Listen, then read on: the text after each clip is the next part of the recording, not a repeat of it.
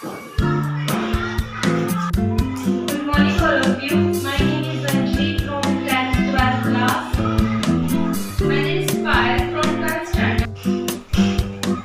हम समास के बारे में आपको बताना चाहते हैं जो इस प्रकार है। समास का परस्पर संबंध रखने वाले दो या दो से अधिक शब्दों के मेल को समास कहते हैं। इसके कई उदाहरण हैं जैसे यथाशक्ति, शक्ति के अनुसार। यह समास का समास विग्रह है।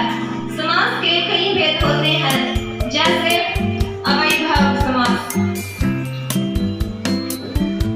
इस समास में पहला पद प्रधान होता है।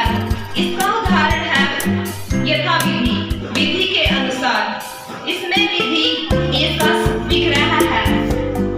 दूसरा है तत्पुरुष समास जिसमें दूसरा पद प्रधान होता है।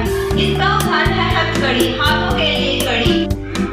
समास का तीसरा भेद होता है कर्मधारय समास। कर्मधारय समास में विशेष्य और विशेषण का संबंध होता है।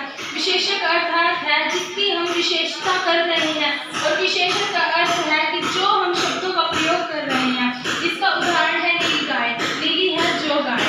हमारा चौथा समास है द्विगु समास। इसमें पहला पद संख्यावाचक होता है।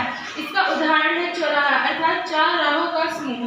हमारा पांचवा समास है द्वंद्व समास। द्वंद्व समास में दोनों पद प्रधान होते हैं और समास विग्रह के बाद और अथवा आ जाता है। इसका उदाहरण है माता और पिता, जैसे माता और पिता।